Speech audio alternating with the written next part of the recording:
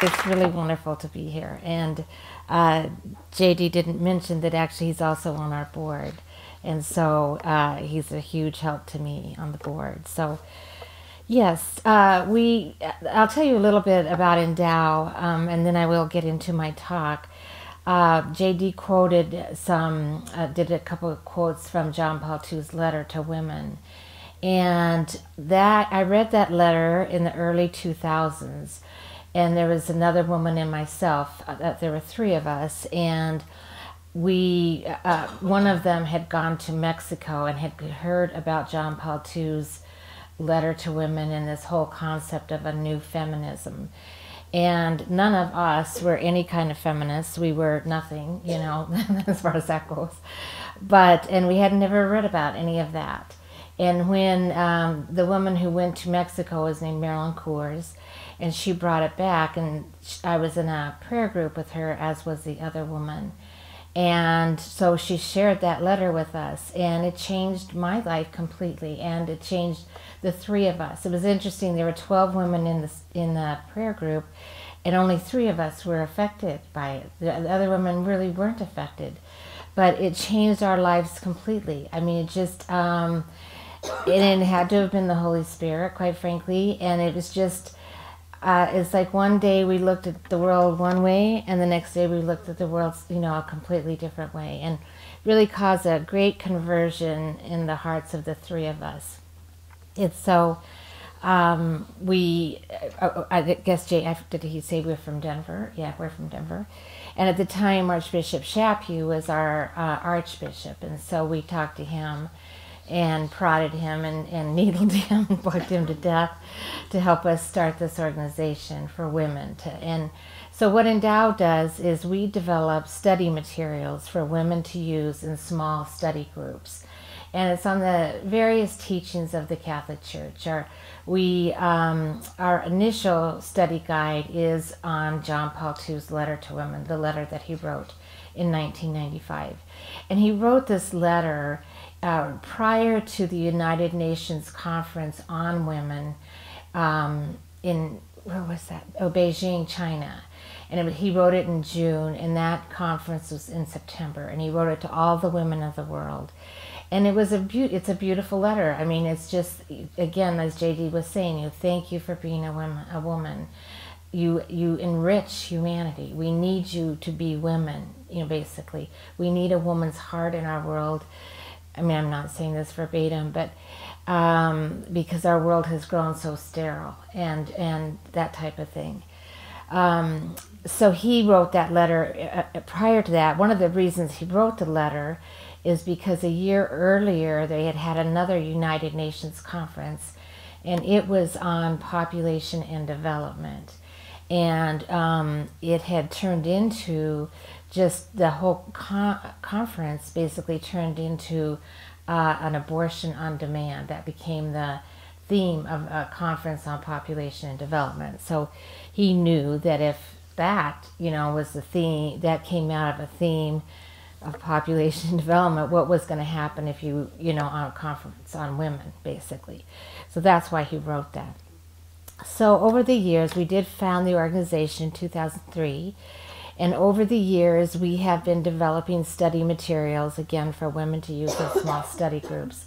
Our idea on this, and we also have a program for middle school girls and high school girls, but the biggest part of our program is for adult women.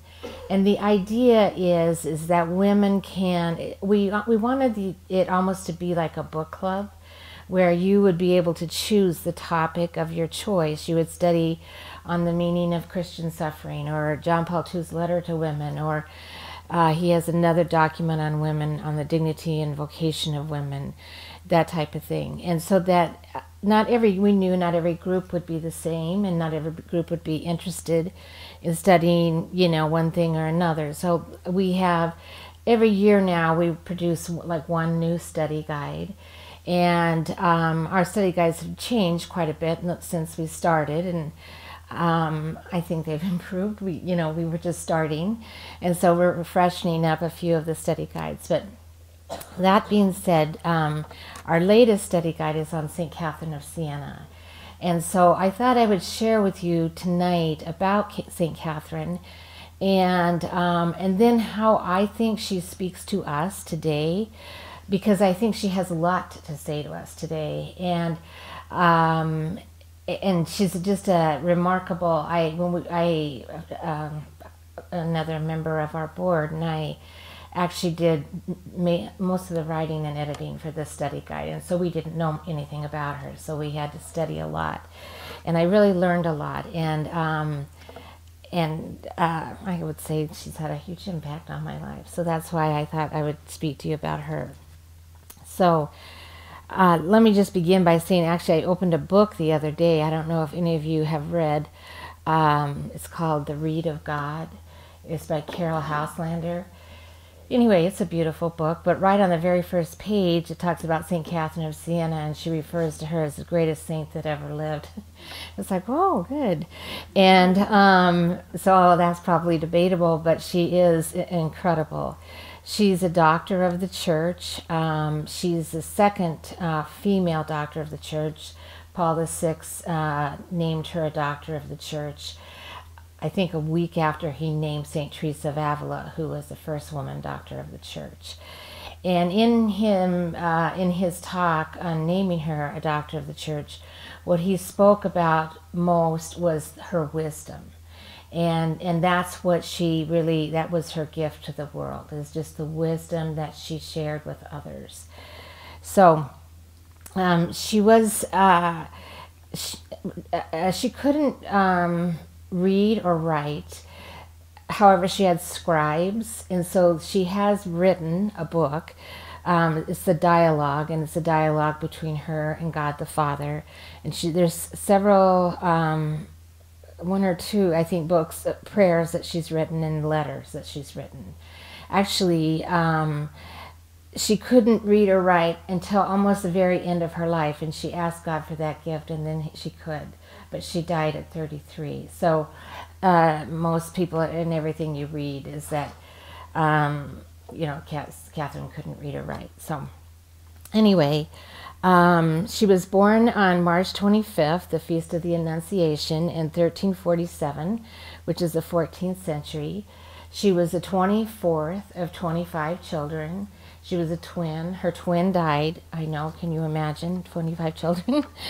And she was the delight of her family. I mean, I read somewhere, was the only child, and I don't remember anything about the spacing of the children or anything, but she was the only child that her mother nursed. So her mother was very, very attached to her, and all of her siblings were very attached to her. And she was delightful. I mean, she was just, from the time she was born, she had a very, very charismatic personality. If you ever, I don't know if any of you have been to Siena, but if you have, you know possibly that her home is still there. They restored the home to be just like it was when she was living. And around the corner from the home is the Church of San Domenico, the Church of St. Dominic, and that played a huge role in her life. And actually in the church they have her head and her finger. At that time, they would, cut up pieces of your body and like send part of you somewhere and part of you somewhere else. So the rest of her body is in Rome, but her head and her finger are in this church. And that was all kind of interesting, reading about that, the fight that went on about that. And then when they carry in her head, this is huge procession, carrying her head into Siena, because the people from Siena wanted, part of her, that type of thing. So anyway, they say that the 13th century, which she was born again in the 14th century, were the glory days of the Catholic Church. It was during that time that a number of the Gothic cathedrals were built, universities were built, religious orders were flourishing. I mean, Catholicism was just kind of at its height at that time. During that time, during the 13th century, St. Dominic was in the 13th century, St. Francis, St. Bonaventure, St. Albert the Great, and Thomas Aquinas. They all lived in the 13th century. Catherine was born in the 14th century, which was maybe one of the worst centuries for the Catholic Church. And so she missed the good times, basically. By that time, the religious orders were in decline. The Hundred Years' War was going on between England and France, and also it was the time of the Black Plague. And during the Black Plague in Europe, over 20 million people died. 1/3 of the population of Europe died during the Black Plague during that time. So that's just a little bit of history about her and when she was born, and the conditions into which she was born. So now I'll talk to you about a little bit about her faith and how it all began and that type of thing. And how it began is she was 6 years old, and she and her brother, his name was Stefan, were on an errand, running on an errand for their mother, and they were coming back. And she looked up into the sky, and she saw God the Father dressed in the pontifical vestments, pontifical robe, and a pontifical tiara. And on either side of him, I think it was Peter and Paul and John the Evangelist. And so she saw this vision of God. Again, she's 6 years old, and this is always. Again, he's dressed, it's Christ, but dressed as the Pope. And she always has this saying that the Pope is the sweet Christ on earth. She always, whenever she's talking about the Pope. But you can imagine, as a 6-year-old, and you're just looking at that, and you're just staring at the sky, and you're just transfixed by that. And I really can't imagine it, honestly, but if you ever imagine just seeing Christ for like just a second, what it would do to you, so she's so young. And so anyway, she stands there, and her brother is getting frustrated with her. So he's gone on ahead of her, and then he comes back and he just yanks her and, come on, let's get going, that type of thing. And so she loses it, basically. But from that time on, from that very moment on, she knew that she would give her life entirely to God. She made up her mind that had never seen anything like that. Her heart, immediately she knew that she belonged only to God, basically. Let's see. Okay, so then she knew that, but her parents didn't know that. And they, their plan for her was to marry, and as her sisters had married, and there was a sister a few years older than her. And so when she became 12, 13 years old or whatever, they were starting to, we need to start thinking about you getting out and meeting people, and, you will marry and that type of thing. And she resisted that quite, one time she actually gave into it, and it left her so empty. She did the whole makeup, dress, I'm out for the night, that type of thing. And it left her so completely empty that she could just never do that again. It was not what God was calling to her. And much to the chagrin, really, of her sister and her mother. And one of the things I thought was interesting, and only interesting from the perspective that saints are humans, and we have this, we frequently just put them on a pedestal, but she and her mother pretty much had an argument their entire life. It was an Italian mother and daughter, and so her mother very much wanted her to marry. And so one of the things that she did just to rebel against her mother is that she cut off all her hair and made herself as ugly as possible, so that she would not attract people, any, suitors or anything like that. So anyway, she didn't want to join a religious order per se. She knew that that wasn't her calling either, even though she knew that she wanted to belong to God. And a second, I'm going to get a drink of water. I'm sorry.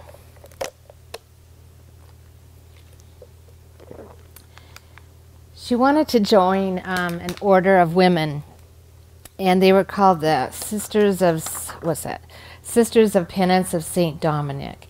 And what they were, it was a group of widows who went out into the streets, because again, this is the time during the Black Plague, and people are just dropping dead everywhere, you know, and the infection and the disease and all that kind of stuff is just everywhere. I mean, I didn't write down that quote, but there was one incredible quote about it that just kind of was a very visual of what it was like. It was like, I mean, I think the quote was just saying, you know, that you're be with your father, you know, and you would drop dead and your father would continue on. I mean, they were so numb to what was happening around them. But so Catherine wanted to join this order, and they were older women. They didn't want Catherine, and her mother didn't want her to go there. Her parents didn't want her to go there, but she wanted to live a religious life, but not in a convent. And so what took place next is she decided that she would basically create, she would be a hermit. She would create in her home a cell, and that's where she would stay, you know, basically. And so she did, and then it's you can see it in the house even today. And at first there was a lot of resistance from her family, in the sense of like, what is she doing? Where is she now? You know, she's like still in her little cell, basically. But anyway, one day her father walked in and he saw a dove above her head, and he realized that there really was something, that she had a gift. You know, there was something going on. She was different. And so basically, he told everyone to lay off, because, I mean, I don't know how to make light of it, but how to also make it so that you will understand. I mean, no one understood her. She was a freak, you know, and her brothers and sisters thought she was a freak, and her mom thought she was a freak, and her dad was much more of a easygoing guy, but he didn't understand it either, really. And so, but once he walked in and saw that, you know, a dove above her head, he thought, well, there is something different about this. And so we're, you know, please leave her alone and let her spend her time in prayer. But what she had to do also during that time, they would leave her alone, but then her parents, her mother, I think, decided that, well, okay, if you're going to stay in there, you know, most of the time, the other time is you're going to have to be the family maid. You know, you will just wait on the family hand and foot, basically. And so she, and one of the virtues that she really treasures is the virtue of obedience. And anytime you read anything about her, she talks about how important it is, the virtue of obedience. You know, obedience to our elders, our obedience in a religious order, obedience to God, that type of thing.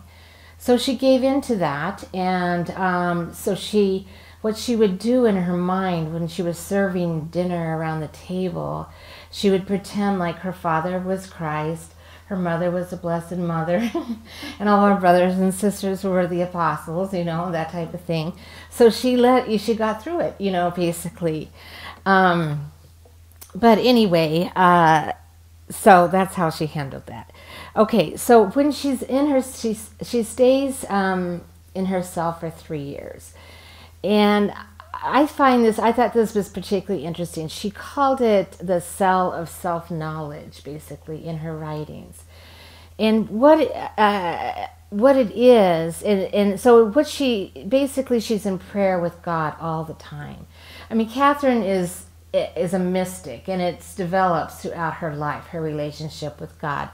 But God, they are in conversation. God is talking to her, and she is responding and learning and that type of thing. And I thought that was kind of interesting in the sense only from Endow's perspective, in the sense that, as Catholics, it's wonderful to be very proud of your faith and do all the, I mean, obviously attend the sacraments and Mass and that type of thing, but you actually have to also know your faith, So it was, in a sense, a little bit of a time where she was spent learning her faith. And so it was the only time she ever left there was when she went to Mass or when some Dominican priests would come and visit her.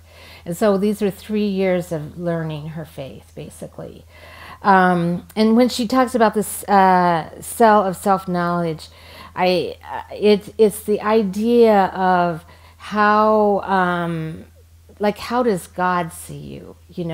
We are, today we talk about, getting to know ourselves and, I want to, that type of thing. And rarely are we talking about how is God looking at me. We're talking about what makes me happy, what are my gifts, that type of thing. But this is more like how God sees you, how and how he's loved you and that type of thing. She always is looking at things through the light of faith, basically.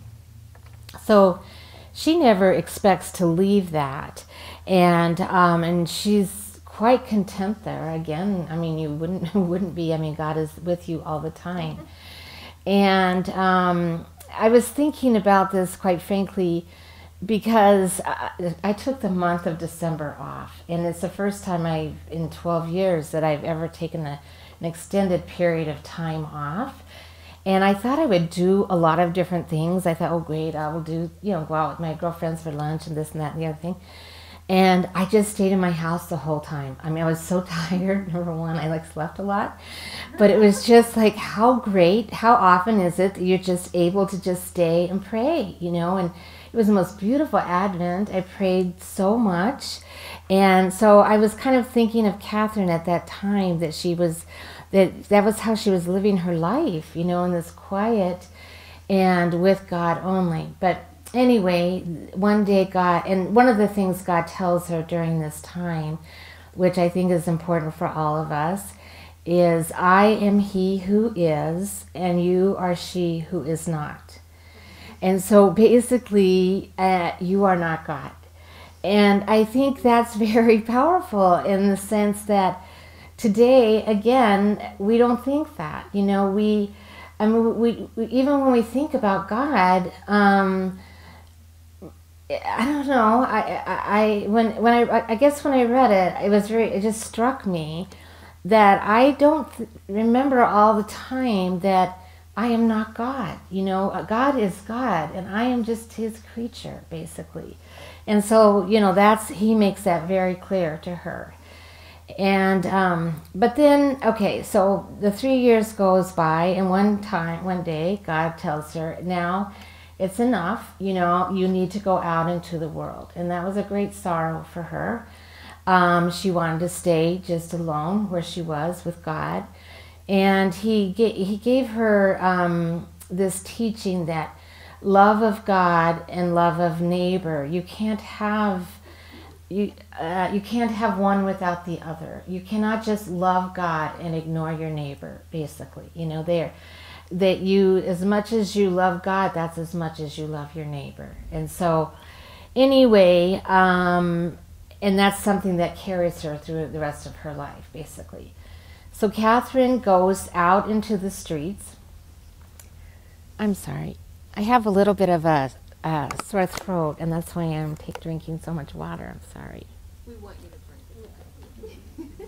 drink. Anyway, so she goes out into the streets, and again, remember, there's bodies everywhere, and it's filth, and all that other kind of stuff.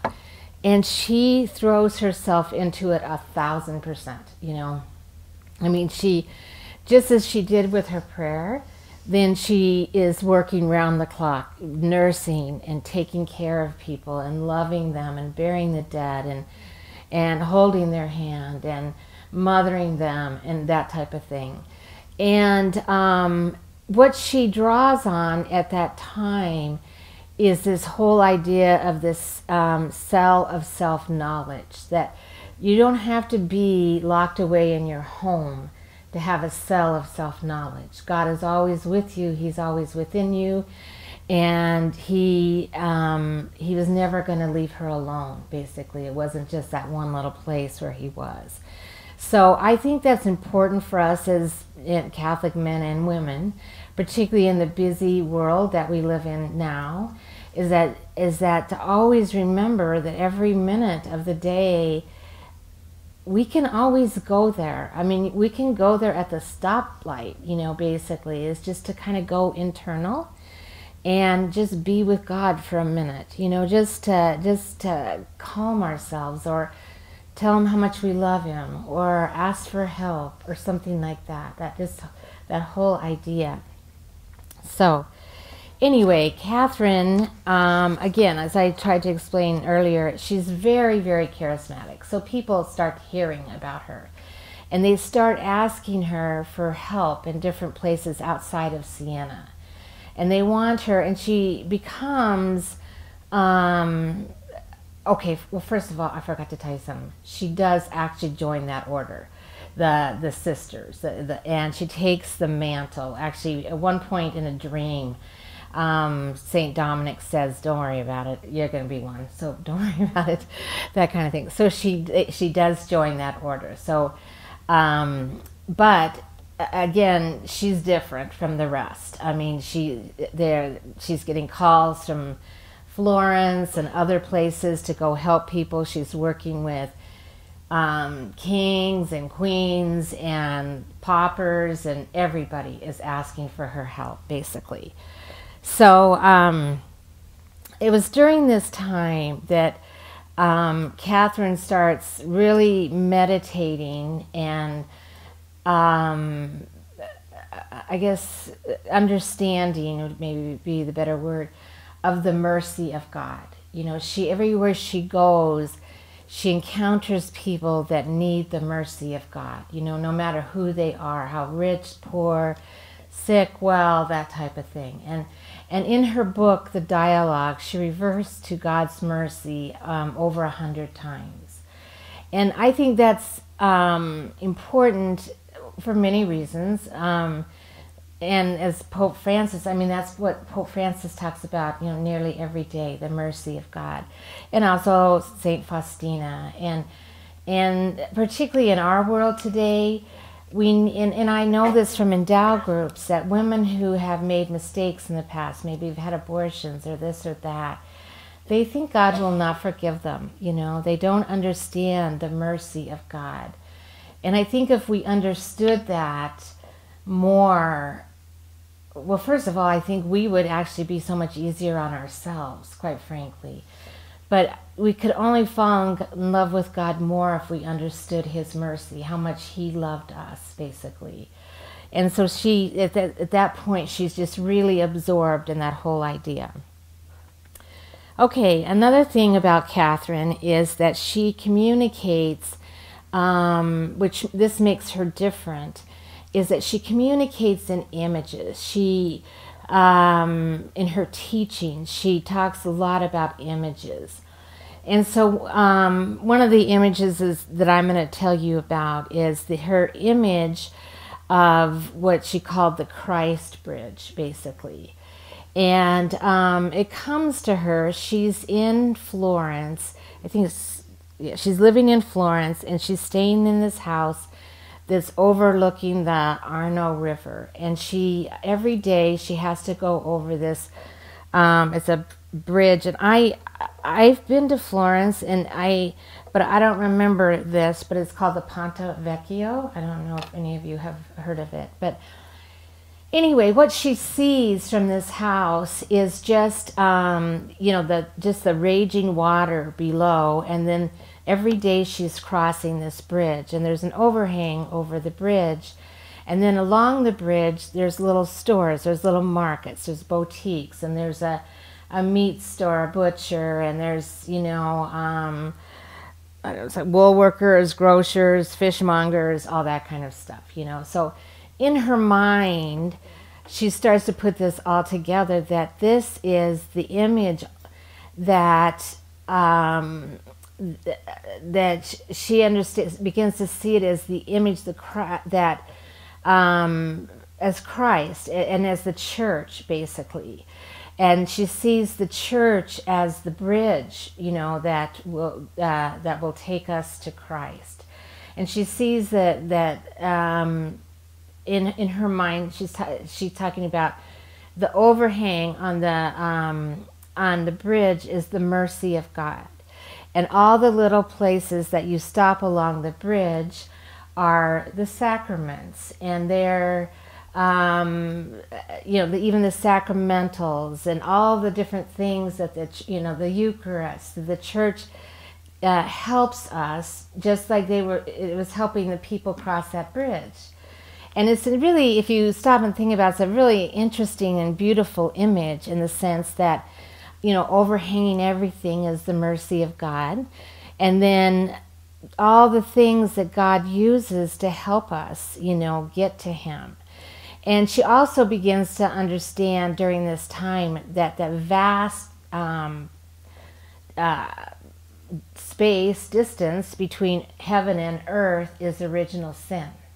And so that's why God gave us the church, to help us get back to Him, because that's the big divide that she saw when she was 6 years old, and she's looking up at the heavens, and she's like, you are so far away from me, and I am only 6 years old on this earth, And so then she starts to put that, she kind of in her mind says, and that is what original sin is. That's how far away we are from God, basically.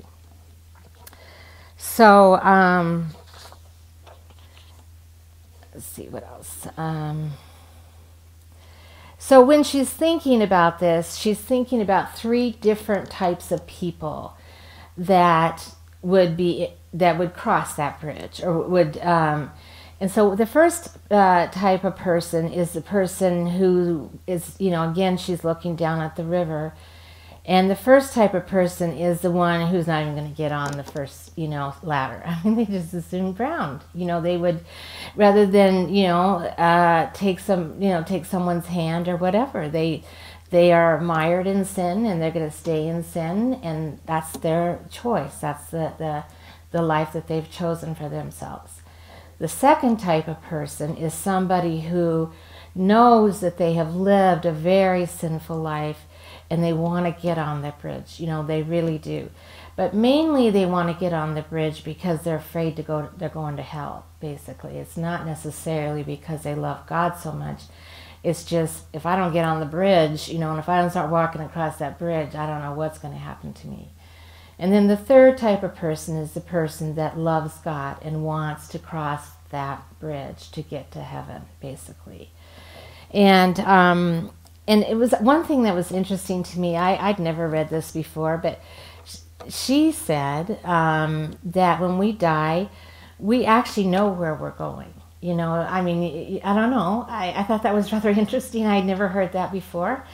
Is that we don't, I guess in my mind, you stand before God, and He's like, He goes through all of your pluses, minuses, and it's like, you've got one more plus, you can at least go to purgatory or whatever, that type of thing. But she says that we actually know where we're going because we're enlightened enough, and the life that we've lived, there's not going to be any question about where we're going. Every day we make a choice about where we're going, basically. So anyway, I thought that was kind of interesting. Okay, so then she starts talking about, in our book, we move on, and we start dealing with the people that really love God, and they want to go to heaven, and they want to see God, and they want to have a relationship with Christ. And so then she develops her image of the Christ bridge even further. And she talks about the people who are at the feet of Christ, the people who are at the side of Christ, and the people who are at the mouth of Christ. And it's the what is it called? I'm sorry. It's the traditional stages of spiritual development. So it's the purgative way, people who are just turning away from sin.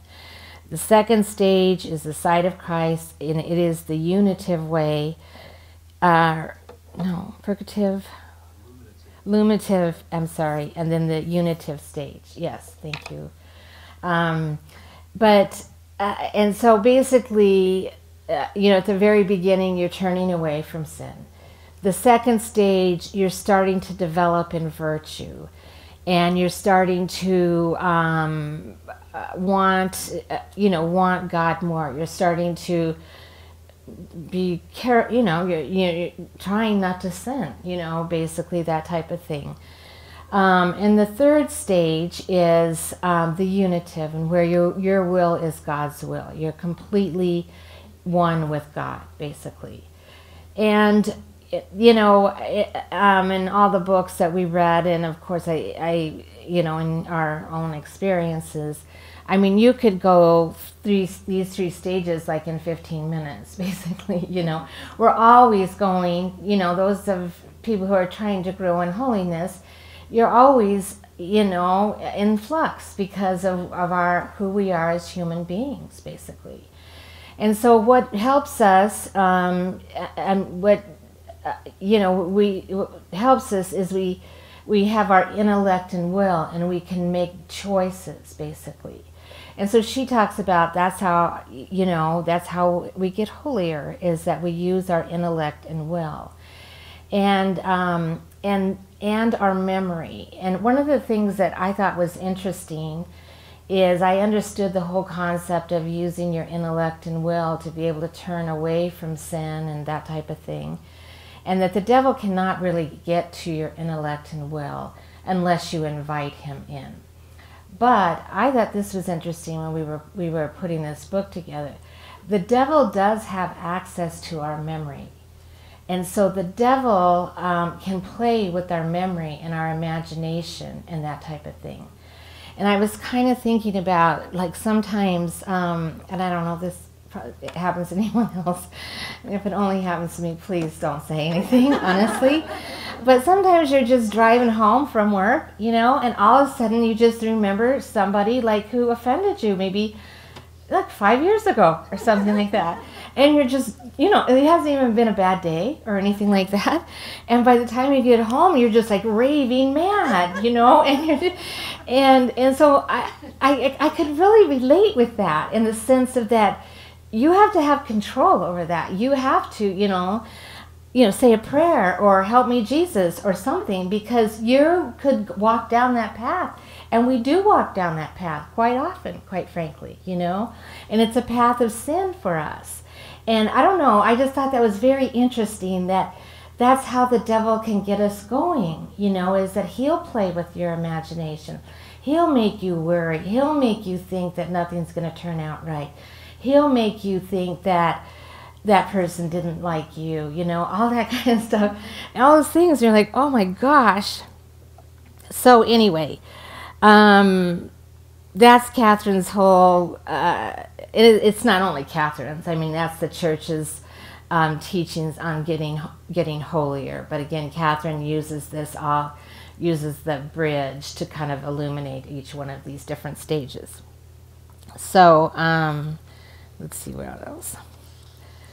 Okay, the next thing that I'm going to tell you about her is about one of the things that she's famous for is bringing the Pope back to Rome. That's probably what she's most famous for.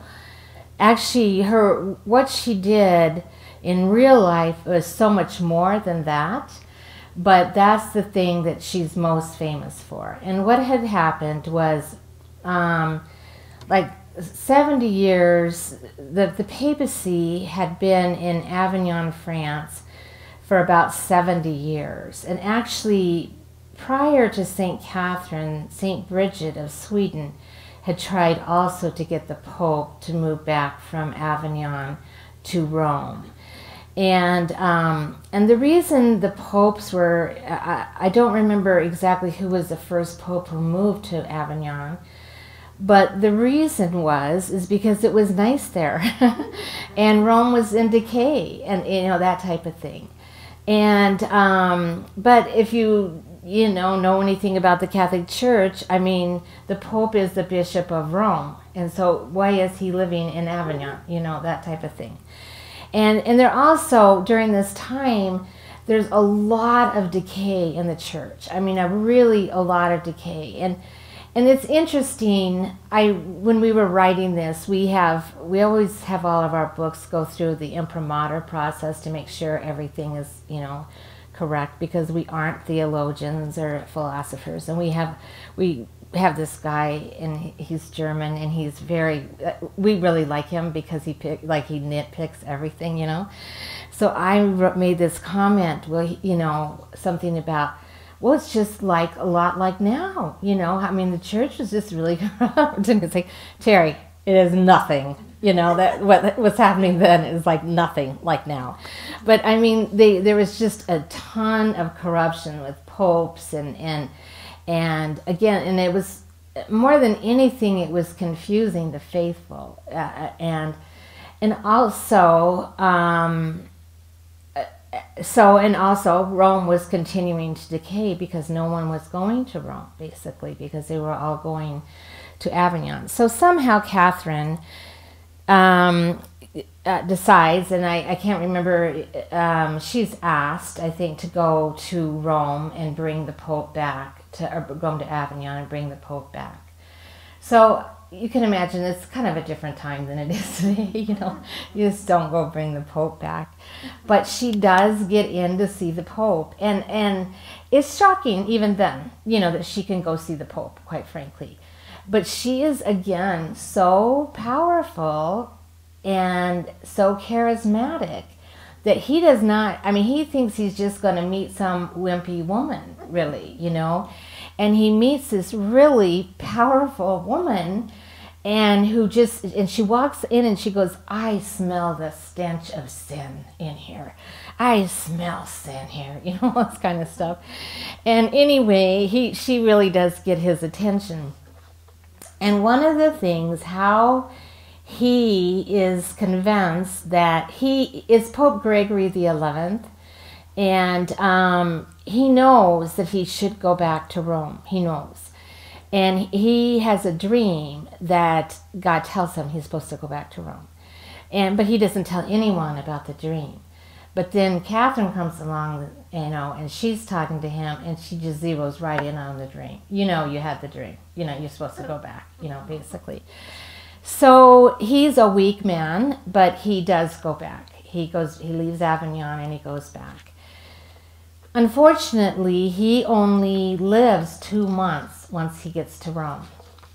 And so that is unfortunate because there's a conclave and it's mainly between the Italians and the French, and they elect a pope as Pope Urban VI. And from what we read and studied, that Pope Urban VI was a very good man. He was a good, holy man, but everything had become so corrupt in the church that he was also very, very strict. And he was very, you would say he really did not have a bedside manner, and so particularly the French hated him, that he was an Italian. And so they started saying that it was the mobs that made them vote for him and all this other kind of stuff, Italian mobs, and that he isn't really the Pope, and we're gonna go and elect our own Pope. And so that's what they do. Actually, that's what the beginning of what they call the Great Western Schism is, that they elect another Pope, Pope Clement, and they move him back to Avignon. And so at this time in the Catholic Church, and we've heard about this, where we had 2 popes, basically. Now, we actually didn't have 2 popes. We really only had 1 pope and 1 anti-pope. You always hear there were 2 popes, that kind of thing. And so, again, Pope Urban calls on Catherine to see what she can do to go and make a difference. But she can't. She's getting old and she's getting weak, and she makes no difference there, basically. And the world knows, that Pope Urban is the Pope, basically. And also during this time, then the French don't like Clement. Some of them get mad at Clement, anti-Pope Clement. So they invoked themselves another pope. So actually there was a short period of time where there were one pope and two anti-popes, you know. So anyway, so again, Catherine is, at this point in her life, she's exhausted. She's only living on the Eucharist. That's all she eats. She is living in Rome. Her health is getting much, much worse. And she just crawls to, to Mass, St. Peter's every day, for Mass and that type of thing. So anyway, St. Catherine dies at age 33, and she dies in Rome. And so when she dies, even though she's brought the Pope back to Rome, we're still in the Great Western Schism, basically, and that lasts for about 40 years.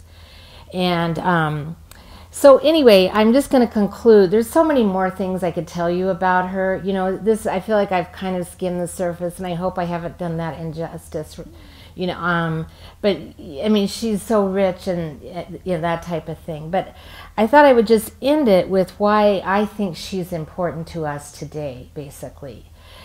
And the main reason that I think she's important to us today is because of her love for the church. I mean, she absolutely did everything. She gave her body, soul, everything for the church.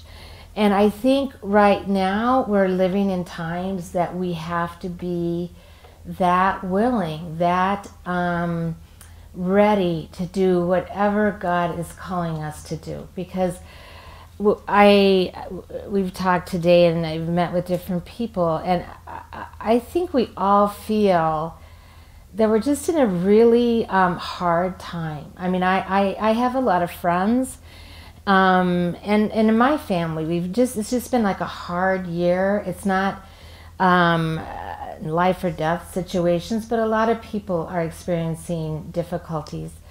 And also just everything that's happening on the global stage, obviously with these people who are just beheaded and that type of thing. And so it's becoming, I think, more imperative that we understand what the church is, where we're supposed to be going, trying to go to heaven, and that we will do whatever we can to defend the church. And so that's one of the things that I think that we can learn from Catherine. Another thing that Catherine can teach us is one time Catherine was complaining to God about priests, like all the corruption, and all that kind of stuff. And he basically said, never, ever, ever, ever criticize a priest, no matter how corrupt. I mean, a priest, is basically, in persona Christi, so no matter who he is, no matter what his past is, he gives you the Eucharist. You never, and God is, they have these conversations going back and forth, and God is, very harsh with her at that point. So I think that's also really important for us because I think as Catholics, I don't know if I'm speaking for everyone, and I'm sure I am not, but if you don't like a priest, you just go somewhere else, you just change parishes, or you talk about him in the parking lot or whatever, and you really forget like who he really is, and who he represents and that type of thing. So I thought that was really important. Another thing is that Catherine at one point asked God if she could see people's souls. She wanted to be able to see people's souls because, again, so many people came to her. And he gave her the gift of being able to see people's souls. And so she, and I guess the idea why this struck me so much is that, being able to see into their soul, she also could see, obviously their heart, their hurt, where they came from, their doubts, all that other kind of stuff. And I think if we could ourselves look at people that way, as we don't know we don't know what they're carrying, we don't know where they've been, we don't know the pain they've experienced, we don't know any of that, And although we don't probably have the gift of being able to see a person's soul, I think that we could all learn and in some way hope that we can see someone's soul, in the sense that only God knows what's really going on with this person, and this person is another Christ. Christ is in them, that type of thing. So I thought that was really important. And sometimes you write this stuff for yourself. It's like, Terry, quit talking about people.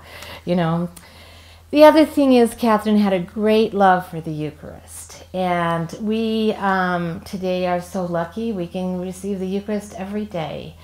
And there's this one story, it's kind of a wild story. There's a lot of wild stories about Catherine. And I chose not to go there because that would just take me in so many different directions tonight. But one time she was sick, and what would happen when she would receive the Eucharist is she would just go into a state of ecstasy, basically.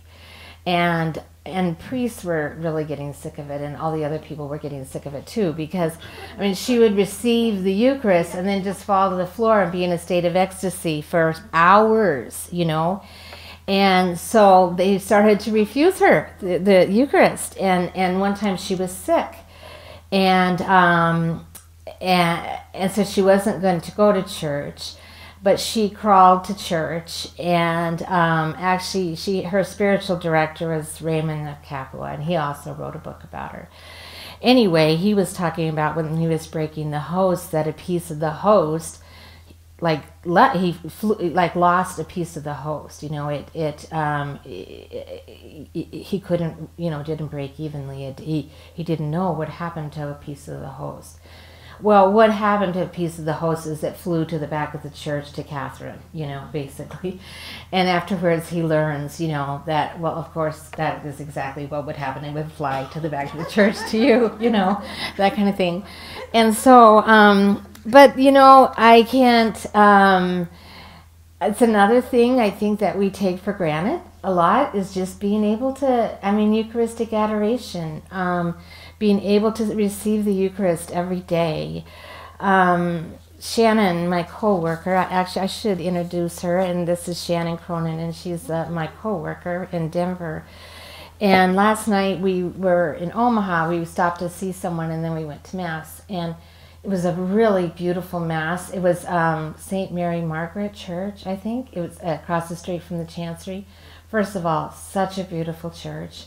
And it was 5:30 Mass, and it was packed, and it was evening, and it had been a busy day, and we'd flown, and we were tired and everything. And then you just go there, and you sit in the church, and then you receive the Eucharist, and it's almost like you just could fall asleep. Do you know what I mean? The peace in your soul of just being able to have that is such a gift for us. And I don't know that we always take that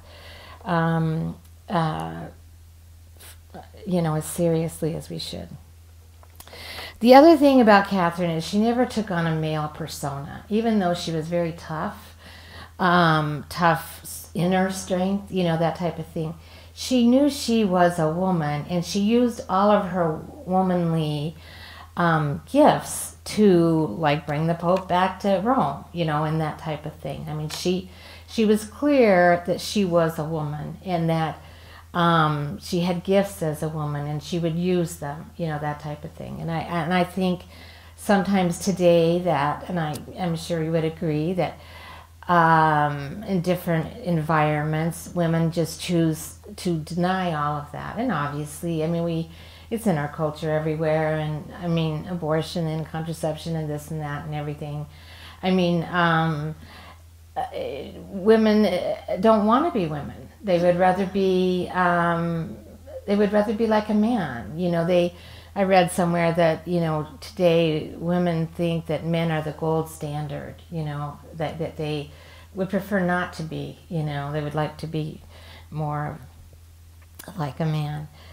The other thing is that she sees everything through the light of faith. And she also has many, many other images. But one of the other images that I really love is the image of the ocean. And that being in the water, and all the water just being like enveloping you, that's God's love, is that you're just in the ocean and every part of you is covered with water, and the water is God's love. That's how much he loves you, and he's holding you and you're there and you're just in the middle of him. And I really liked that. And let's see. Oh, this was the other thing. This is the last thing that I was going to close on, is that there is a time in Catherine's life, because she has, again, a constant relationship with God wherever she is, wherever she's going. They have a mystical marriage. She's actually, at one point, she asked God for the stigmata. She gets the stigmata. Nobody can see it. She has a ring that Christ gives her. Nobody can see it. I mean, all these other kinds of things, she has it all. But at one point, God, it's not that he's not there, but she can't feel God. She can't feel God around her, And we, in our book, we liken it to when Job, the story of Job, when God feels that, or when Job feels that God has abandoned him. And in Catherine's case, it's kind of a sick scene, in the sense that there's all these sexual images. She can't get rid of all these really deviant sexual images. And, she's thinking and screaming to God, like, where are you? Where are you? And so finally, that ends, and God comes back to her. He's always with her, but she can feel him again. And so she just, reads him the riot act, like, where were you? All this is happening to me, and where were you? And God tells her, and I think this is really important, is that, sometimes he gives us periods of dryness to grow our own faith, If we never had periods of dryness, how would our faith ever grow? I mean, if God answered every, it would be like a robot or whatever, sometimes and sometimes dryness lasts for a long time. And that's hard. It's particularly hard if you're going through something difficult and you don't feel like your prayers are answered, or you can't feel God, or you that type of thing. And he says that he does that on purpose, so that it'll, like exercise, it'll make us stronger, it'll make us long for him more, that type of thing. And that's important, I think, because, at those times, sometimes we turn away from God. If you're not going to listen to me, or if you're not going to be here for me, maybe you aren't real, maybe you aren't there, that type of thing. So that spoke to me quite a bit, actually, is that I just never really thought he did that. It was like, really? You mean you actually do? You admit to the fact that you sometimes put us through these times of dryness. So anyway, that's really what I had to share with you tonight about her, and how I think she can, speak to us today. So thank you very much.